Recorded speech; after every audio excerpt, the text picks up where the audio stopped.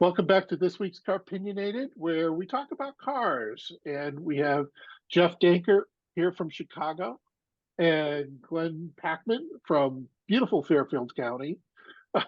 So we're gonna talk this week about the EV sales slump, how that the powers that be saying that we have an electric vehicle future, but people aren't buying them. And Glenn, why do you think people aren't buying EVs? Three words: the honeymoon's over. I think I think there was a big splash, and now we're seeing it we're seeing the waves die down, we're seeing it cool off. I think people are just, there was sort of a hump of interest, and we're getting over to the other side again. So that's at least my best guess on why. And also just because it's a typical, specifically American thing for something to be really popular, and then there's suddenly a backlash. Like Friends, for example, was so popular when it first came on. The first two seasons were amazing, and then there was all this Friends hate afterwards. Or Coldplay, the band, amazing, and now people are like, oh, I hate Coldplay. Maybe it's the same kind of thing in action here. Maybe I'm being silly, but I don't think so. I think there's a heating and cooling period, and that's what we're seeing now. Yeah, I Jeff? think America's transition to an electronic or an electric transportation future was never going to be linear, right? Like we were going to take a couple of steps forward and a step back, and companies would assess how it was going based on the take rate for cars and that sort of thing. I think there are a few factors involved. First of all, they're just too darn expensive. Yeah. Even the ones that are supposedly not that expensive are pretty expensive. And for the benefit of the tax incentives that the government provides, it doesn't really make up for the fact that you have to buy the car first and then you can get the money, which takes time, and people don't want to do that. We are, as a society, the sort of people who stand in front of the microwave and yell, hurry. So, waiting months for a tax break is just kind of not how we're wired. The other part of it is that while electric vehicles generally make a great use case for themselves, they're powerful, they're smooth, they feel like the future, at least most of them do when you're inside. It's still a difficult ownership proposition for people who live outside of urban areas, people who don't own garages or have off-street parking, and people who, and this is largely sort of a canard, I think, but it still persists, people who have concerns about range anxiety. Again, I do think this is a canard, especially when you have electric vehicles that can go 350, 400 miles on a charge. I don't think that's a big deal, and it certainly is more than anyone needs for their normal commute. But it is still something that persists. And to Glenn's point about the sort of hot and cold thing, where something that's hot suddenly has the backlash.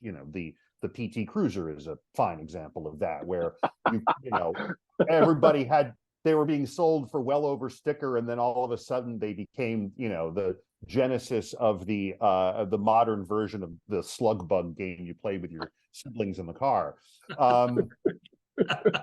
There is a backlash there, and it comes from a number of places. I think it comes from uncertainty about the source of a lot of the technology. There are, I think, somewhat legitimate safety concerns about what happens if one catches fire. We've all seen video of Teslas bursting into flames for one reason or another, and that causes some concern.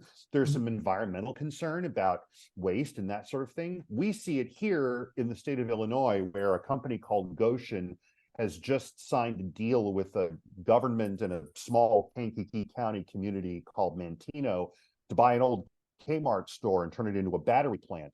2,600 jobs this facility is going to create in an area of Illinois that could stand to have a few more jobs, not to mention another 1,000 supporting jobs around.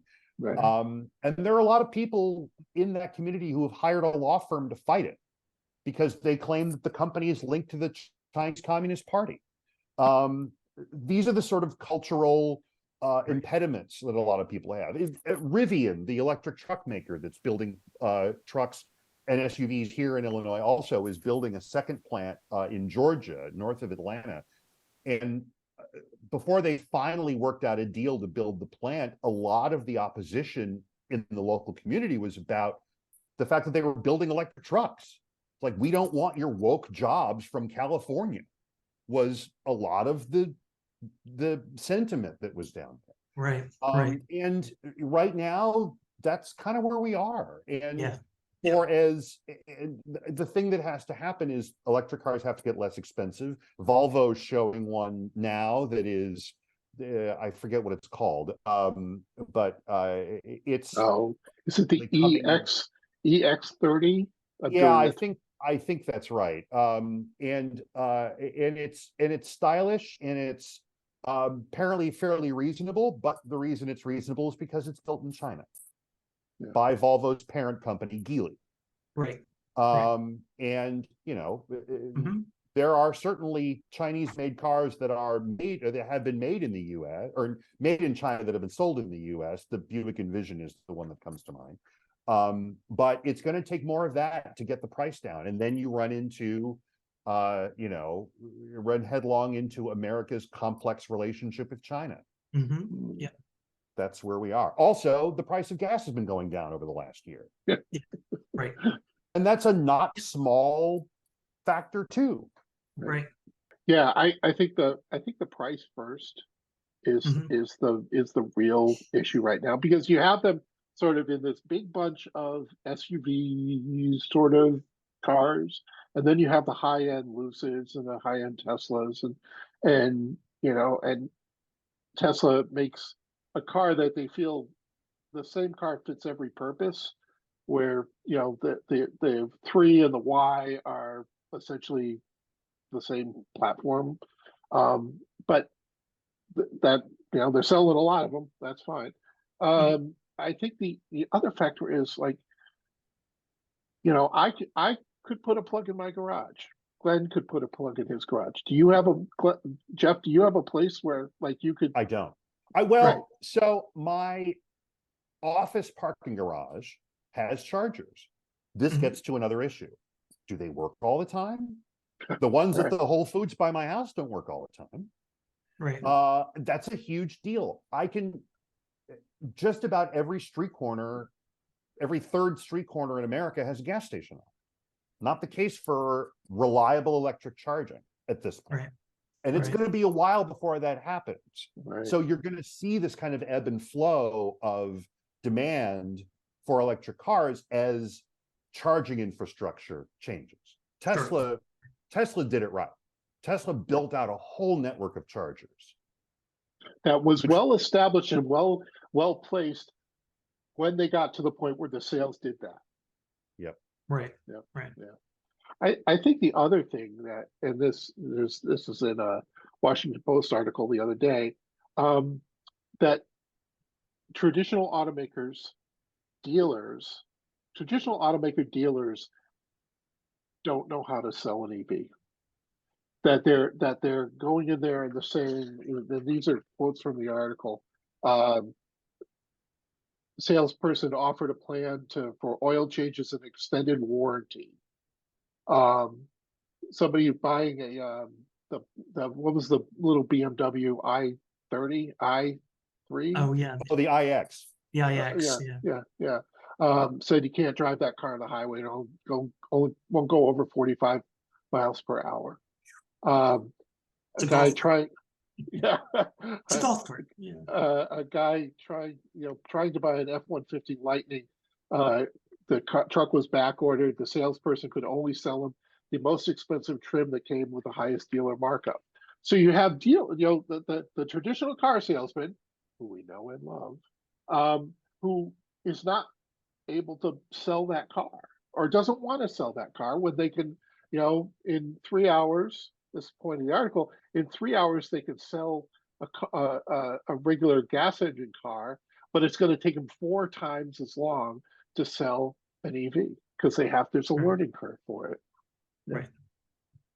And under the present structure for the vast majority of car maker public interactions, the salesperson does not work for the car maker. Right, right, Right. right. Yeah. I think we're also seeing that, you know, there are people who really wanted to be trailblazers and want to be those people who initiate the change. A lot of people don't want to do that, you know. And I think the people that are willing to do that and are gung ho about it have already bought an electric vehicle, and the rest of us, you know, have not.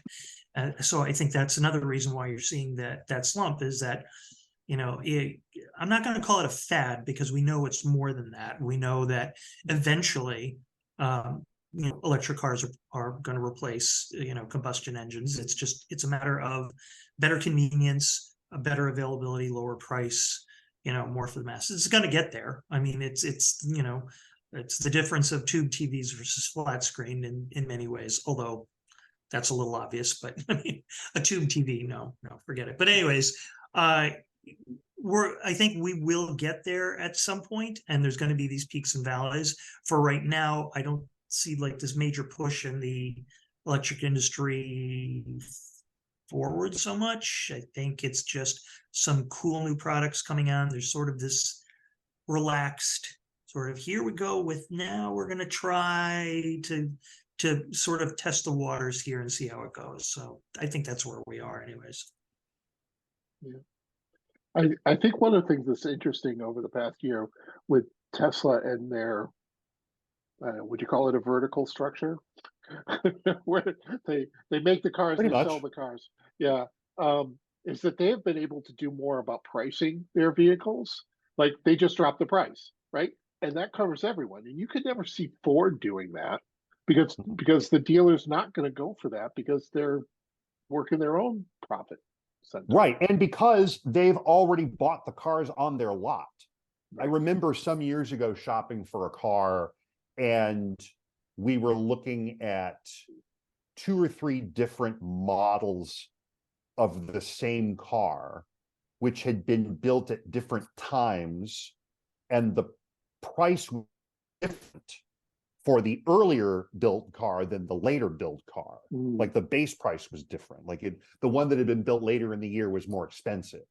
And, you know, the dealer, because the dealer is an independent business person, had already purchased that car and was trying to sell it. Whereas a Tesla dealer or a Rivian dealer doesn't buy the car. Right. Yeah. Just recently, I was with a group of people and we got on the discussion of electric vehicles. I did not prompt this, by the way. It was just something that happened at the table, and I'm like, okay, all right. But one of the people at the table piped up and said, "Look, if you're going to buy an electric car, you have to bite the bullet and you have to buy a Lucid." And he rattled off a whole bunch of things that he really liked about the Lucid, never mind that he thought it was just gorgeous and they super fast and amazingly well built and a long range and everything, all of which may be true. But I just sat there for a moment and listened to him, and I got out my phone and just I punched in the list price of the Lucid and held it up at $249,000. And he went, "Oh, well, there's that." Yeah. I'm like, well, yeah, there's definitely that. Yeah, they just made a big splash about bringing out a lower priced rear drive only Lucid, which I think is only $90,000. Wow. See, this Such gets a bargain. and this gets back to the cost factor. Like it's right. You know, Absolutely. no one's got that kind of money. Well, most people don't have that kind of money. Right. I'm still keeping my fingers crossed. We discussed on an episode, a few episodes back, that Volkswagen is looking at doing the ID2, which is essentially based on their Polo. And the concept drawings of it are very sharp. And Volkswagen is looking to sell it here in the United States, possibly for around $25,000. Well, that would be that would be a game changer. That would be in the sweet spot in terms of sure would.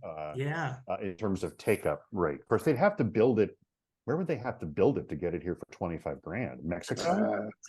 Well, Very good yeah. question. Although, the US dollar is so strong against the euro right now. Yeah, That's helping matter. So yeah. I'm keeping my fingers crossed. I mean, I like VW as a product anyways, and I would love to see that. And if you haven't seen the drawings, look it up. It's really sharp. So I will. It's I'm very much looking forward to VW's interpretation of the Scout trademark mhm. yeah. as well.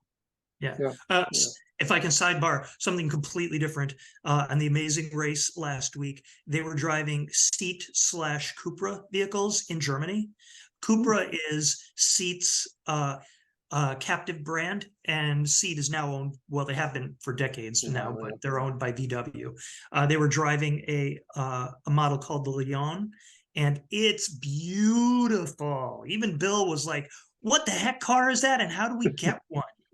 As it turns out, it's Seat's version of the Golf, but it's really pretty. So look that up on the internet. There Not is electric. Not there electric. is a sub episode to be done about how the best looking Volkswagen Group products are not sold in the United States. Right. Right. The Cupra series is fantastic. Half of the Skoda brand is Mhm. really gorgeous. And has been at a for great a while. value. Yes, and is a really terrific value as well. May I pitch that we do an episode together where we talk about our favorite cars that we can't get here? Yeah. I love that idea. Thumbs up. Yeah, that would be great. That would be great. Doug, I'm stomping on your territory. No, that's fine. No, that's fine. I've always said that if I ever went overseas to Europe, I'd never leave the parking lot at the airport because like, oh, look at that! Oh, look at that! Look at that! Right. And I am envious of Jeff. Both of you have traveled to Europe, and I remember Jeff's line was, "I've driven a wide variety of Ford products this trip." Yes, that's right. That's right. From the very tiny Fiesta MPV which they called the Fusion at the time, not the Yeah. sedan, Yeah. to the Falcon XR6 that I drove in Australia for a little while. I'm really jealous. Oh. I'm very to, jealous. Yeah, that was I've seen some fun stuff. I'm preparing for my honeymoon next spring, which will be in the UK and in France, and I am trying very hard to sell my fiance on the idea of buying a first gen Twingo and shipping it back to the US. It's not going well, but stay tuned. I'm persistent. Yeah, it's early. I mean, Sure. I mean, I can just see myself driving around Edgewater with like gladiolas and baguettes flying out the back with reckless abandon. Maybe someday. Perchance to dream. Yes. All right. Well, this has been a lot of fun, you guys. I really appreciate you taking the time to do this. We will do it again, and we'll talk about cars we can't get here, cars that we want. And maybe by that time, Jeff can do us a video tour of the Twingo. All right. Have a great night, everyone. Thanks for joining me, and arrivederci.